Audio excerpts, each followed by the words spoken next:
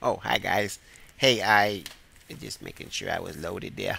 I had a lot of guys coming in, and they're trying to get in through the door. A lot of them are really, I think what happened is they heard some of my videos, and again, I told you that the other day these guys tried to come in and, get into my hoards, because I've got stuff hoarded everywhere. I'm a kind of a little hoarder. I don't really think that's a real word, but um, what I wanted to talk about tonight, this is going to be part of the Surviving the Economic Collapse video series.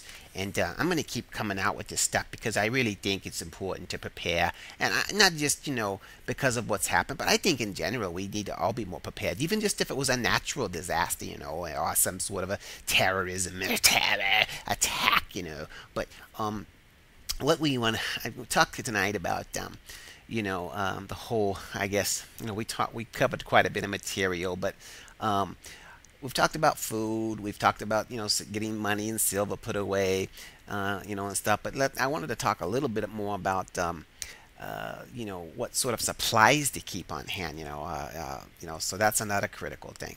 Of course, food is good, but what other things are you going to need? Food is critical, of course, but you will need other supplies. Now, think of this: if you have little medications that you take, I know Grandma, Jesus, will probably need a whole pantry for all her crap. She's got a little tray, and I've seen those little trays, and there's like 6 pills here in every each little tray, and I don't know how many she takes a day, but my God, she probably needs a, a, a whole pantry to store that supply of that stuff for a few months. But who knows? She might be better off without the crap. Half those drugs out there, you get the side effects. Buy a drug for runny nose, and says side effects might include diarrhea, uh, a rapid heartbeat, all these crazy things, sweating and all this stuff. It's crazy, death or whatever, And I'm thinking to myself, my God, I think I'd better have the runny nose. I mean, geez. Speaking of which, but I don't know. I mean, I think the cure is worse than the disease with that crap. I mean, come on.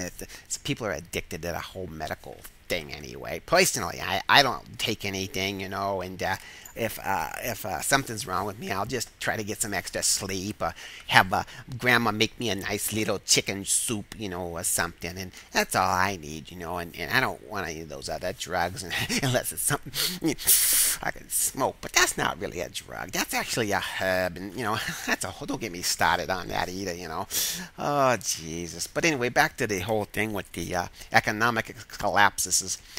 What I'm trying to say is, there's going to be other supplies you need. So think of your medical supplies, practical things, of course, like toilet paper, toothpaste, your daily things you use in the bathtub. Stock up on that stuff. And it doesn't have to be the trendy brand name stuff. Go to the dollar store and, pick up a lot of the stuff for $1. 10 things of shampoo for $1. Hey, it's better than nothing, while the rest of the mobs are out there, knocking at your door trying to get in. You'll have clean hair and you're going to smell good. And of course, if you have to blow their head off, you'll look good doing it, and that's important. So, keep those kind of supplies on hand too, because you don't, about 6 or 7 months of that kind of stuff, you're gonna stink, and grandma's gonna kick me out the door, and of course, if she doesn't get a bath every once in a while, I'll be kicking her out the door. You know what I mean? The zombies can have her.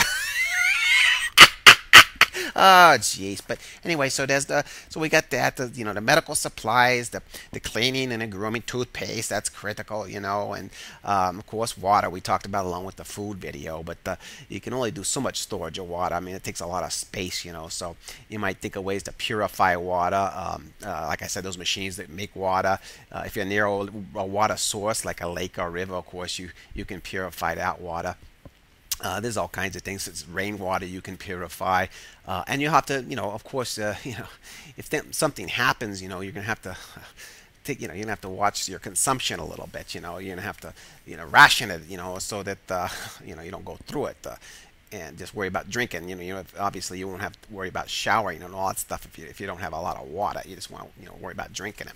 So that's a good idea on that, though. But so again, other things you can think about too would be, having some sort of radio. So if you, of course, if the cell phones and if there's a nuclear attack or something, and all the cell phone towers are down, or the Earth is shifting on the Earth like is like this, and it shifts on its axis, and of course the North Pole and the South Pole go one way, and all the the continents go crazy, and then of course there's these high winds, 400 miles an hour, and you're just hanging on to a pole or whatever, and that's crazy too. But you gotta prepare for some of this stuff, and you might lose your radio towers or your signals, and of course the internet might be down, so you might have to try to get a hold of somebody, and so like a little CB radio or maybe a shortwave radio, if you know how to do that, would be good, or anything you can come up. Hey, two cans and a string if it's close enough, you know what I'm saying? So just other ways you can communicate.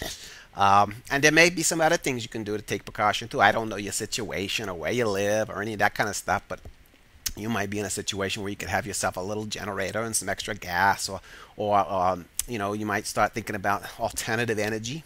That's something that's sounds big right now, but very few people are really doing anything about it on an individual level. But I think we should start thinking about it. And there's a lot of cool little designs, where there's wind power and solar power. That's called hybrid, energy.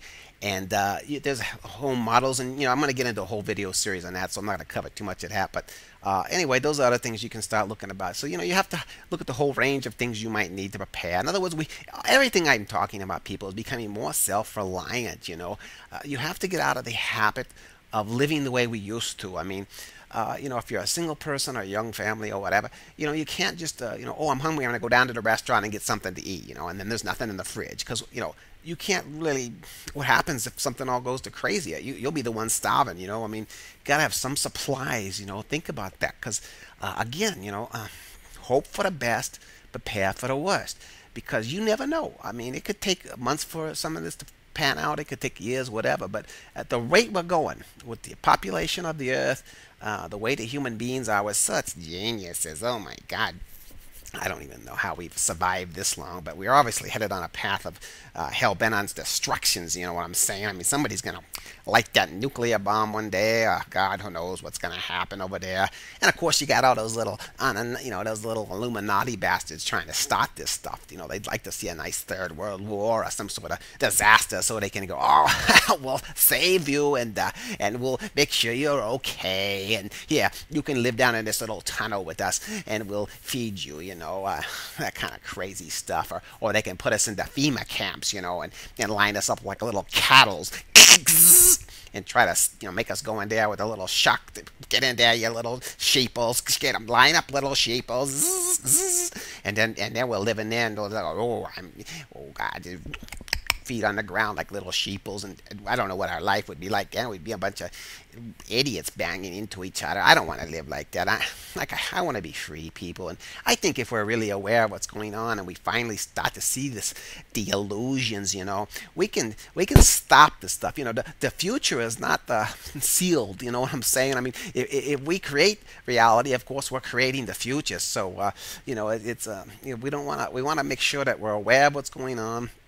We're not blind to it, and we can maybe at least focus it in a direction different to where it's headed, and maybe avoid some of the worst part of the pain. I mean, like the Dave Entity guy did. He says it only has to get as bad as it has to, which basically means that if we all have to get really painful to wake up, then that's what we're gonna have to do. But if you little sheeple bastards would wake up and see this stuff, maybe we don't have to go through so much pain. I don't want to do it. I like to have the internet and all the technologies and stuff, and it's fun. And there's got to be other ways to have this world a sustainable type of platform. It's crazy what we're doing now. We're just like a little like germs spreading through the planet, eating it up, and it's getting out of control, and at some point it's just going to go level off, and and then there'll be all of us will be not here, you know what I'm saying. So but anyway, I just wanted to share that with you, and I'm going to get more into that later. But I hope you guys are doing great out there, and thanks for the support and watching my little shows, because